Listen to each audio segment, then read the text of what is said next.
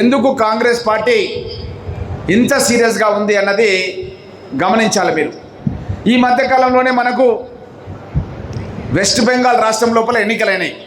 మీరందరూ కూడా గమనించారు. వెస్ట్ బెంగాల్లో మమతా బెనర్జీ గారు ఒక సాధారణ మహిళలాగా ఒక 100 రూపాయల చీర కట్టుకొని ఒక రబ్బర్ చెప్పులు హవాయి చెప్పులు వేసుకొని ఎక్కడికి వెళ్ళినా సరే, ముఖ్యమంత్రి కార్యాలయం పోయినా పెళ్లికి పోయినా ఆమె అదే విధంగా ఉంటుంది.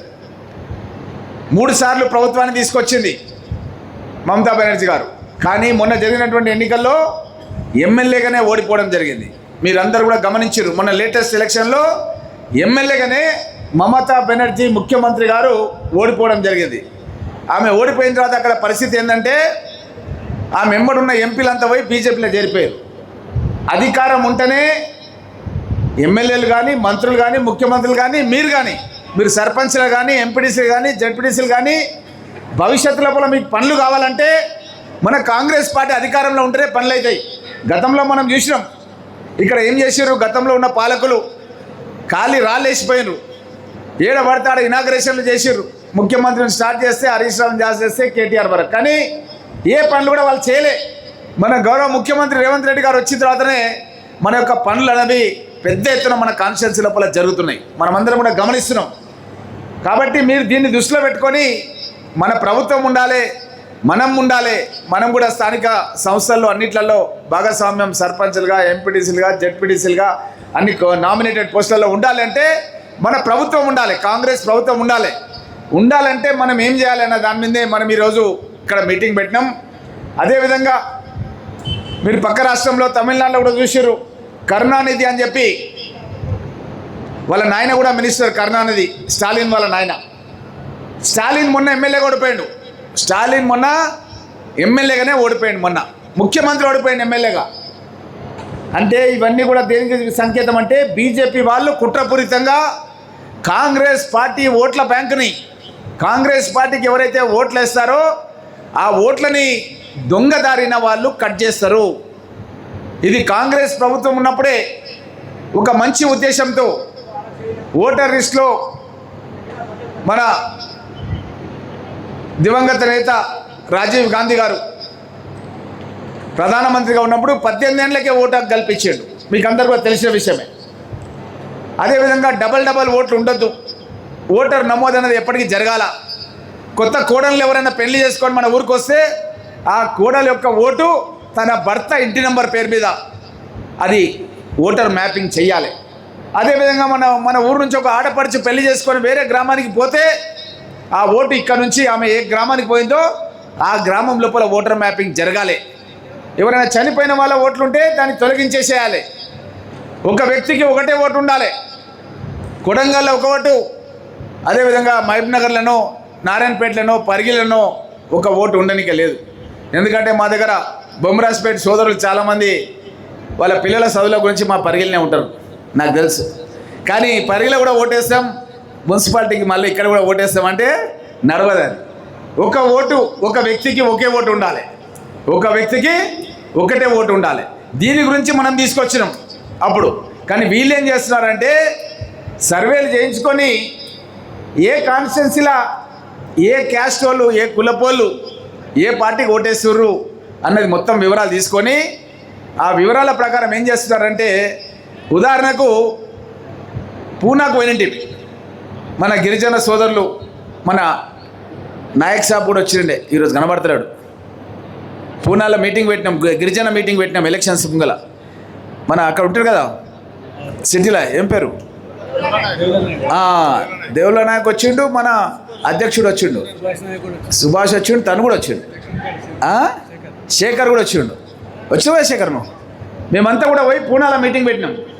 ఎలక్షన్స్ ముందు మొన్న పూనాలో పోయి మీటింగ్ పెట్టినాం. మీటింగ్ పెట్టి ఏం చేసినామంటే, పూనాలో ఉన్న ఓటర్లందరినీ కూడా కొడంగల్, పరిగి కాన్స్టిట్యున్సీ వాళ్ళందరినీ కూడా మీరు ఎలక్షన్లకు మేము 4 రోజుల ముందో 15 రోజుల ముందో పోయినాం. ఎందుకంటే మహారాష్ట్ర పీసీసీ ప్రెసిడెంటే ఇక్కడికి వచ్చిండు. మహారాష్ట్ర పీసీసీ ప్రెసిడెంటే మన కొడంగల్ కాన్స్టిట్యున్సీకి వచ్చి ఒక మీటింగ్ పెట్టిపోయినాం. వాళ్ళ దగ్గరనే, శేఖర్ వాళ్ళ గ్రామంనే, అక్కడనే ఒక మీటింగ్ పెట్టినాం. అప్పుడు పెట్టి అక్కడ ఆయనకు చెప్పినా, నేను జిల్లా అధ్యక్షునికి ఏం చెప్పినంటే, పూనాలో మా వాళ్ళు చాలామంది ఉంటారు, కొడంగల్ పరిగి వాళ్ళు, ఆడ మేము ఒక మీటింగ్ పెడతాం, నువ్వు రావాలి ముఖ్యమంత్రిగా, మన పిసిసి అధ్యక్షుని కానీ అడిగిన వస్తా అని మాట ఇచ్చిండు. ఇచ్చిన మాట ప్రకారం పిసిసి అధ్యక్షుడు అక్కడ మీటింగ్కి వస్తే మన వాళ్ళకందరు కూడా ధైర్యం నూరిపోసినాం, గిరిజనులకు అందరు కూడా ధైర్యం నూరిపోసి మనం ఓట్లకి ఇక్కడ రప్పించుకున్నాం. అయితే ఇప్పుడు వీళ్ళు ఏం చేస్తారంటే మన ఊర్లో ఉండే పంచాయత్ సెక్రటరీలు, మన గ్రామాల్లో మనకు డైలీ పొద్దుగా లేస్తే కనబడతారు గ్రామ పంచాయత్ సెక్రటరీలు, అదేవిధంగా అంగన్వాడీ టీచర్లు, మన గ్రామంలో ఉండే అంగన్వాడీ టీచర్లు, వీళ్ళను అదేవిధంగా తహసీల్ ఆఫీసులో పనిచేసే కొంతమంది చిన్న చిన్న క్లర్క్లను వాళ్ళను ఈ బూత్ లెవెల్ ఆఫీసర్స్గా ప్రభుత్వం ఎన్నికల కమిషన్ ఆదేశాల ప్రకారం అపాయింట్ చేసింది. ఎన్నికల కమిషన్ ఎవరి చేతిలో ఉంది? బీజేపీ చేతిలో ఉంది, మోడీ చేతిలో ఉంది. వాళ్ళు ఏం చేస్తారంటే ఎవరు ఓట్లయితే ఇంటింటికి తిరిగినప్పుడు దీంట్లో ఒక కార్యక్రమం ఉంది, ఇంటింటికి సర్వే. ప్రతి ఇంటికి బిఎల్ఓలు, పంచాయత్ సెక్రటరీలు కానీ అంగన్వాడీలు కానీ గవర్నమెంట్ ఎంప్లాయీస్ కానీ ప్రతి ఇంటికి వస్తారు. ఆ ఇంటికి వచ్చినప్పుడు మనం ఏం చేయాలంటే బూత్ లెవెల్ ఏజెంట్స్, మీరందరూ ఇక్కడ ఉన్న వాళ్ళందరూ కూడా బూత్ లెవెల్ ఏజెంట్స్, వాళ్ళతో పాటు कदम कदम पर मिलके चलना इसुपై समझ गए ना, వాళ్ళకే साथ अपन मिलके चलना అంటే వాళ్ళు నెల రోజులు ఇంటింటికి తిరిగితే మనం కూడా ఏం చేయాలంటే ఆ నెల రోజులు వాళ్ళు వెంబడే తిరగాలి, ఇడిచిపెట్టొద్దు. మనం చాయిట దాపాలి అక్కడక్కడ ఇళ్ళల్లో, మన కార్యకర్తల ఇళ్ళల్లో మొత్తం మన ప్రోగ్రాంలో వాళ్ళు ప్రోగ్రామ్ షెడ్యూల్ ప్రకారం మనం కూడా ఇంటింటికి తిరగాలి. తిరిగి ఇలా ఇంట్లో ఎవరు లేరు, డోర్ లాక్ ఉంది, వీళ్ళకి నోటీస్ ఇస్తాం, వీళ్ళ ఓటు కట్ చేస్తామంటారు. లేదమ్మా వాళ్ళు ఈయనే ఉన్నారు, సౌదా గురించి పోయినరు, హైదరాబాద్ పోయినరు, ఇంటికి సామాన్లు చూసడానికి పెన్నులు ఉండే పత్రికలు వంచడానికి పోయినరు, ఈయనే ఉంటారని మనం సర్ది చెప్పాలి. కాదు కూడదు అన్నారనుకో, నోటీస్ ఇస్తామన్నారనుకో, సరే నువ్వు నోటీస్ ఇయ్యి, నేను పిలిపిస్తాను, పూనాకి వెళ్ళి పిలిపిస్తాడికి అని చెప్పి మనం పిలిపియాలి. అంతటి పరిస్థితి రాదు, కానీ అవసరం పడితే ఆ ఓటు రక్షించడానికి నోటీస్ ఇవ్వకుండా తీయడానికి లేదు. ఆ నోటీస్ ఇచ్చినప్పుడు మన బాధ్యత బూత్ లెవెల్ ఏజెంట్స్ ఏంటంటే ఆ నోటీస్ ఇచ్చిన వ్యక్తిని రప్పించి దానికి రిప్లై కూడా ఇవ్వాలి. ఎవరు ఇవ్వాలి? బూత్ లెవెల్ ఏజెంట్స్ ఇవ్వాలి. మీకు ఫుల్ పవర్ ఉంది బూత్ లెవెల్ ఏజెంట్స్కి.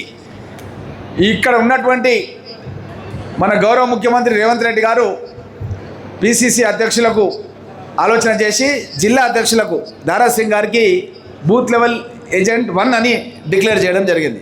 ఆయన ఏం చేసిందంటే బూత్ లెవెల్ 2 అంటే ఎవరంటే మీరు, మీకు అందరు కూడా ఆదేశాలు ఇచ్చేసిండు, ఆయన ఆర్డర్స్ ఇచ్చేసిండు, మీకు అందరు కూడా సంతకాలు చేసి ఇచ్చిండు, మీకు అందరికి కూడా గుర్తింపు ఉంది ప్రభుత్వం నుంచి. మీరు మీ గ్రామంలో ఈ బిఎల్ఓలతో మాట్లాడడానికి, బిఎల్ఓలకు కంప్లైంట్ చేయడానికి, బిఎల్ఓలతో కలిసి ప్రోగ్రామ్ చేయడానికి మీకు ఫుల్ పవర్స్ ఉన్నాయి. ఎవరైనా తప్పులున్నా, ఒప్పులున్నా, ఇబ్బందులు చేసినా తహసీల్దార్ దగ్గర ఆఫీస్ లోపల కంప్లైంట్ ఇవ్వడానికి అవకాశాలు ఉన్నాయి. మీరు ఇంకేమైనా ఇబ్బందులు ఉంటే మన యొక్క మండల అధ్యక్షుల ద్వారా, ఎందుకంటే వాళ్ళు ఎప్పటికీ మీకు అవైలబుల్ ఉంటారు, మండల అధ్యక్షులు ఇక్కడ వేదిక మీద ఉన్న వాళ్ళు, వాళ్ళ ద్వారా జిల్లా అధ్యక్షులకు కూడా మీరు మెసేజ్ ఇస్తే రెగ్యులర్గా కలెక్టర్ ఆఫీస్లో మీటింగ్లు అవుతుంటాయి, కలెక్టర్ ఆఫీస్లో మీటింగ్స్ అవుతుంటాయి, ఎక్కడెక్కడ తప్పులు జరుగుతున్నాయి ఓటర్ లిస్టు ప్రక్షాళన పైన అని. ఆ తప్పులను కలెక్టర్ సరిదిస్తాడు. ఈ విధంగా దశల వారీగా ఈ పని లోపల ఇక్కడ ఉన్నటువంటి బిఎల్ఏలు అందరూ కూడా మమేకమై ఈ యొక్క కార్యక్రమాన్ని చేయాలన్న ఉద్దేశంతోన కొన్ని డేట్స్ గవర్నమెంట్ వాళ్ళు ఎలక్షన్ కమిషన్ ద్వారా కొన్ని డేట్స్ డిక్లేర్ చేశారు. ఈ డేట్స్ చాలా ఇంపార్టెంట్, మీకు పుస్తకంలో కూడా ఉన్నాయి, మళ్ళీ కూడా నేను చెప్తాను, ఎందుకంటే ఇది రాసుకోవాలి మీరు ఆయన. ఎందుకంటే పుస్తకం ఎక్కడ పోయినా చిన్న డైరీ పెట్టుకోవాలి మనం, జేబులో డైరీ పెట్టుకొని ఆ డైరీ లోపల అన్ని విషయాలు రాసుకోవాలి, చిన్నది ఇంపార్టెంట్ మ్యాటర్స్. అది అట్లనే డైరీలో మన బుక్లో కూడా ఉన్నది, ఎవరైనా డైరీ లేకున్నా బుక్లోకి వెళ్ళి చూసి కూడా రాసుకోవచ్చు, మీ దగ్గర ఏదైనా ఉన్నా సరే రాసుకోండి, ఇది ఇంపార్టెంట్. ఇదేంటంటే షెడ్యూల్ వివరాలు, ఈ ఎలక్షన్ కమిషన్ ఏదైతే ఓటర్ లిస్టు ప్రక్షాళన పని చేస్తున్నారో దానికి సంబంధించిన preparation of training and printing తయారీ, దీనికి సంబంధించింది మనం ఎట్లా ట్రైనింగ్ ఇస్తున్నామో గవర్నమెంట్ కూడా తహసీల్ ఆఫీసుల ద్వారా అన్ని రాజకీయ పార్టీలకు ట్రైనింగ్ కార్యక్రమం నిర్వహిస్తుంది.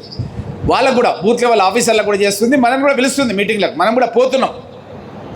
ఇది 15/6 అంటే ఈ నెల 15/6 నుంచి 24 తారీఖు వరకు తహసీల్ ఆఫీసులలో వాళ్ళు ప్రిపరేషన్, ప్రింటింగ్, ట్రైనింగ్ కార్యక్రమం నిర్వహిస్తున్నారు. ఇది ఎవరికి? బిఎల్ఓలకు నిర్వహిస్తారు, మనకు కూడా దాంట్లో కోఆర్డినేట్ చేపిస్తారు, ఎందుకంటే మనము వాళ్ళు కలిసే పని చేయాలి కాబట్టి దాంట్లో ఈ యొక్క కార్యక్రమాన్ని ఈ యొక్క 15 తారీఖు నుంచి 24 తారీఖు వరకు ఈ నెల నిర్వహిస్తారు. అదేవిధంగా హౌస్ టు హౌస్ ఎన్యూమరేషన్ అంటే ఇంటింటికి సర్వే, ఇది చాలా ముఖ్యం. ఇంటింటికి సర్వే అన్నదే చాలా ముఖ్యం. ఈ ఇంటింటికి సర్వేలా ప్రతి ఒక్కరు కూడా మన booth level agents booth level officers అంటే ఎవరో కాదు, మన పంచాయత్ సెక్రటరీలు, మన అంగన్వాడీలు, మన ఊరు ఉండేటోళ్ళే, లేదంటే మండల కేంద్రం నుంచి వచ్చినటువంటి ప్రభుత్వ ఉద్యోగులు, క్లర్కులు. వాళ్ళని తీసుకొని ఇంటింటికి పోయినప్పుడు మనం కూడా వాళ్ళ వెంబడే ఉండాలి. ఏ ఇంటికి పోయినా సరే వాళ్ళని పరిచయం చేయాలి, వాళ్ళని అది చేసి వాళ్ళకు ఒక ఎన్యూమరేషన్ ఫామ్ అని ఇస్తారు. ఆ ఫామ్ లోపల వాళ్ళ వివరాలు నింపాలి. ఆ ఫామ్ లోపల వాళ్ళ వివరాలు నింపి వాళ్ళ డేట్ ఆఫ్ బర్త్కి సంబంధించినవి కూడా కొన్ని వివరాలు దాంట్లో ఉంటాయి. దాంట్లో వివరాలు కూడా మీరు జతపరచాలి, ఫోటోలు కూడా జతపరచాల్సి వస్తుంది. అదేవిధంగా రేషనలైజేషన్ ఆఫ్ పోలింగ్ స్టేషన్స్ అంటే కొన్ని పోలింగ్ స్టేషన్స్ కొన్ని ఊర్లలో తాండలలో ఎట్లుంటాయంటే చాలా దూరం ఉంటాయి. పోలింగ్ స్టేషన్ ఊరికి వెళ్ళి దూరం ఉంటాయి, తాండాకి వెళ్ళి దూరం ఉంటాయి. ఇప్పుడు రైట్ టైం ఇది మనకు ఈ వచ్చే నెల 24 తారీఖు లోపల, వచ్చే నెల 24 తారీఖు లోపల ఇప్పటి నుంచి ఎక్కడైనా పోలింగ్ స్టేషన్స్ దూరంగా ఉంటే మనం ఈ బిఎల్ఏలు బూత్ లెవెల్ ఏజెంట్స్ అంటే మీరు ఒక దరఖాస్తు తయారు చేసుకొని మీకు సంబంధిత తహసీల్ ఆఫీస్ లోపల మీరు దానికి కంప్లైంట్ ఇస్తే వాళ్ళు దాన్ని సర్వే చేసి ఎంతమంది ఓటర్లు ఉన్నారు, ఎన్ని కిలోమీటర్ల దూరం అవుతుంది సర్వే చేసి దాన్ని మీకు దగ్గరలో ఉండడానికి మార్చడానికి అవకాశం ఉంటుంది. దానికి కొన్ని గైడ్లైన్స్ ఉన్నాయి. ఇన్ని కిలోమీటర్ల కంటే దూరం ఉండొద్దు, ఇంతమంది ఓటర్ల కంటే ఎక్కువ 1200 మంది ఓటర్ల కంటే ఒక బూత్లో ఉండకూడదు అని రూల్స్ ఉన్నాయి. దాని ప్రకారం వాళ్ళు చేస్తారు. కాబట్టి మీకు అట్లాంటిది ఎక్కడైనా ఉంటే మీరు దానికి సంబంధించిన దరఖాస్తు చేయాలి. చేసి మన జిల్లా అధ్యక్షులు దారా సింగ్ గారికి ఇక్కడ, అదేవిధంగా ప్రశాంత్ రెడ్డి గారికి నారాయణపేట్ మండలంలో కూడా కాన్స్టిట్యున్సీలో కూడా మనకు డిస్ట్రిక్ట్ కూడా 4 మండలాలు మనకి వస్తున్నాయి కాబట్టి అక్కడ కూడా చేయాలి. అదేవిధంగా publication of draft voter list ముసాయిదా ఓటర్ల జాబితా వచ్చే నెల 31 తారీఖు రోజు మనం డోర్ టు డోర్ పోయిన తర్వాత ఏం చేస్తారంటే ఒక డ్రాఫ్ట్ అనేది తయారు చేస్తారు. అది డ్రాఫ్టే, అది ఫైనల్ కాదు. ఇంటింటికి వాళ్ళు మనం కలిసి తిరిగిన తర్వాత బుయ్యేలియాలు ఒక డ్రాఫ్ట్ అనేది ప్రింట్ చేసి మనకి ఇస్తారు కాపీ. ఆ డ్రాఫ్ట్ ఇచ్చిన తర్వాత మనము ఇక యాక్టివిటీ స్టార్ట్ అవుతుంది. ఇంటింటికి తిరిగినాము, డ్రాఫ్ట్ ఇచ్చిన తర్వాత దాంట్లో ఏమైనా తప్పులు ఉంటాయి. వాళ్ళు పని చేయకుండా కొంతమంది ఇండ్ల కాడ కూర్చొని కూడా లిస్ట్ సబ్మిట్ చేస్తారు. మన వాళ్ళు ఎవరైనా యాక్టివ్ లేకుండా ఈ పని చేయకుండా ఉంటే దారా సింగ్ గారికి కనుక కంప్లైంట్ వస్తే వాళ్ళ యొక్క బిఎల్ఏ 2 ఎవరైతే ఉన్నారో ఊర్లలో ఇప్పుడు అపాయింట్ కాబడ్డారో మీరు వాళ్ళని తొలగించి మండలాధ్యక్షులు కనుక రికమెండ్ చేసిరనుకో, పలానా బిఎల్ఏ బాగా పనిచేస్తలేడు, ఆయన ఊర్లో తిరుగుతలేడు అని చెప్తే వాళ్ళ తీసేసి ఇంకోరు పెట్టేస్తారు. కాబట్టి ఎవరికి ఏ పని ఇచ్చారో ఆ పనిని శ్రద్ధతో పనిచేయాలి. ఇది ఎక్కువ రోజులు చేసేది లేదు. మనం జస్ట్ ఒక 2 months కార్యక్రమం ఇది. ఈ 2 months పార్టీ గురించి ఈ యొక్క బిఎల్ఓలతో అనుసంధానం చేసుకొని పనిచేయాలి. మనము ఈ యొక్క 31 తారీఖు రోజు వచ్చే నెల డ్రాఫ్ట్ అనేది మనకి ఇస్తారు. ఇచ్చిన తర్వాత దానిపైన period of filing claims and objections, ఫిర్యాదులు అభ్యంతరాలకు దాఖలు సమయం. వాళ్ళు చేసిన దాంట్లో ఏమైనా తప్పులు ఉన్నాయి, ఆ బిఎల్ఏ తిరిగినా అని మన ఓట్లన్నీ కొట్టేసాడు. మన గిరిజనులై కానీ, మన మైనార్టీ సోదరులై కానీ, ఎస్సీలై కానీ మన ఓట్లు కొట్టేసారు అనుకో, వాళ్ళు ఇక్కడ లేరు, బతకనిక పోయిన ఎక్కడికో. అయితే మనం ఏం చేయాలి, ఆయన మీద కూడా కంప్లైంట్ ఇవ్వాలి, ఆ బిఎల్ఓ మీద కంప్లైంట్ ఇవ్వాలి. ఈయన మా ఊరు లోపల అసలు పని చేయలేదు, రాలేదు, రోజుకు 50 ఫారాలు నింపాలన్నది ఒక్క ఫామ్ కూడా నింపలేదు, అని రాలేదని బిఎల్ఏలు కంప్లైంట్ ఇస్తే తహసీల్ ఆఫీస్ లోపల ఆయన తీసేసి ఇంకో బిఎల్ఓని వాళ్ళు అపాయింట్ చేస్తారు. అది 31/7 నుంచి స్టార్ట్ అయితే, వచ్చే నెల 31/7 నుంచి స్టార్ట్ అయితే 38 వరకు, 38/26 వరకు మనకు ఒక నెల టైం ఉంది. ఈ యొక్క ఆబ్జెక్షన్స్, పిటిషన్స్, క్లెయిమ్స్ మనం రాయడానికి మనకు ఒక నెల టైం ఉంది. ఇది చాలా ముఖ్యమైనటువంటి సమయం. ఆ సమయంలోనే మనము ఏమున్నా రాయాలి. తర్వాత ఆ సమయం దాటిన తర్వాత మన దగ్గర సామెత ఉంది తెలంగాణలో, చేతులు కాలినాక ఆకులు పట్టుకున్నారు అంటారా అన్నారా? కాబట్టి మనం తర్వాత చేస్తే లాభం లేదు. ఇక అది తర్వాత చేస్తే తీసుకురాలి, ఆ టైంలోనే చేయాలి, ఆ నెలల్లో చేయాలి. కాబట్టి మనం కంప్లైంట్స్ ఏమున్నా సరే వచ్చే నెల 31 తారీఖు నుంచి మళ్ళా ఒక నెల రోజులు 38/26 వరకు మన పిటిషన్స్, కంప్లైంట్స్ ఏమున్నా సరే ఉన్నతాధికారులకు, పార్టీ మండలాధ్యక్షులకు, అదేవిధంగా జిల్లా అధ్యక్షునికి కంప్లైంట్ చేయాలి. అదేవిధంగా notice period of disposal of claims and objections, మీరైతే ఫిర్యాదులు, ఆబ్జెక్షన్ చేసినారో దానిపైన పరిష్కారం చేయడానికి బిఎల్ఓలు, ప్రభుత్వ యంత్రాంగం 31 తారీఖు నుంచి 31/7 నుంచి 28/9 వరకు 28/9/26 వరకు ఆ పని పైన వాళ్ళు ఉంటారు. అంటే మనం ఏదైనా కంప్లైంట్ ఇస్తే దానికి జవాబు ఇస్తారు. కంప్లైంట్ ఇవ్వకుంటే ఎవరు ఇయ్యరు. మొన్న మమతా బెనర్జీ గారికి వెస్ట్ బెంగాల్ అదే జరిగింది. ఆమె రాష్ట్రం లోపల 90 లక్షల ఓట్లు కట్ చేసిర్రు. 90 లక్షల ఓట్లు కట్ చేస్తే అక్కడ ఉన్న బిఎల్ఓలు యాక్టివ్ లేక 30 లక్షల మందే కంప్లైంట్లు ఇచ్చారు. 30 లక్షల ఓట్లకు మాత్రమే కంప్లైంట్ ఇస్తే 30 లక్షల ఓట్లు వచ్చేసినాయి. కానీ 60 లక్షల ఓట్లు రాలే, పోయినాయి, కట్ అయిపోయినాయి 60 లక్షల ఓట్లు. ఈ 60 లక్షల ఓట్లు కట్ అయితే మమతా బెనర్జీ గారు ఓడిపోయింది. 30 లక్షల ఓట్లు తక్కువ ఉంటాయి అమ్మాయి. బీజేపీ కంటే ఓవరాల్గా రాష్ట్రంలో అధికారంలోకి రావాలంటే 30 లక్షల ఓట్లు తక్కువ పడ్డాయి. కాబట్టి చాలా ముఖ్యం. మొన్న జరిగినటువంటి వెస్ట్ బెంగాల్ ఎన్నికల్లో ఒక్క ఓటుతోనూ కూడా ఒక ఎమ్మెల్యే ఓడిపోయాడు.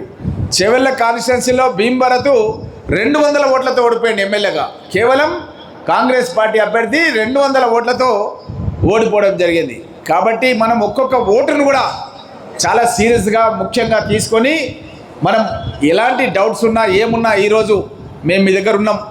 ఏ డౌట్ ఉన్నా పరిష్కారం చేసి మీకు అన్ని విధాలా కన్విన్స్ చేసి మీరు కూడా ఊర్లలో పోతే కూడా ఎవరు ఏమడిగినా చెప్పే విధంగా బూత్ లెవెల్ ఏజెన్సీ తయారు చేయాలనే ఉద్దేశంతో ఇక్కడికి రావడం జరిగింది. అదేవిధంగా పబ్లికేషన్ ఆఫ్ ఫైనల్ డ్రాఫ్ట్ 1/10/26 1/10/26 రోజు ఎన్నికల కమిషన్ వాళ్ళు జిల్లా కలెక్టర్ నేతృత్వంలో ప్రతి నియోజకవర్గానికి ప్రతి బూత్కు ఒక ఓటర్ లిస్ట్ ప్రింట్ చేస్తారు. అది ఫైనల్ అన్నమాట. ఇక కాబట్టి ఇప్పుడు ఏం పొరపాట్లున్నా సరే ఆ ఫైనల్లో వచ్చేస్తాయి. ఇక మనం కరెక్ట్గా పనిచేస్తామంటే మనకు దగ్గర 32,000 మెజార్టీతో మన నాయకుడు మన ముఖ్యమంత్రి గౌరవ రేవంత్ రెడ్డి గారు 32,000 ఓట్లతో గెలవడం జరిగింది. ఈసారి ఇంకా చాలా పెళ్ళిళ్ళైనాయి, కొత్త ఓట్లు చాలా యాడ్ అయినాయి. కాబట్టి ఇంకా అవన్నీ కూడా కలిస్తే ఇంకా పెద్ద ఎత్తున మెజార్టీతో మనకు గెలిచే అవకాశం ఉంది.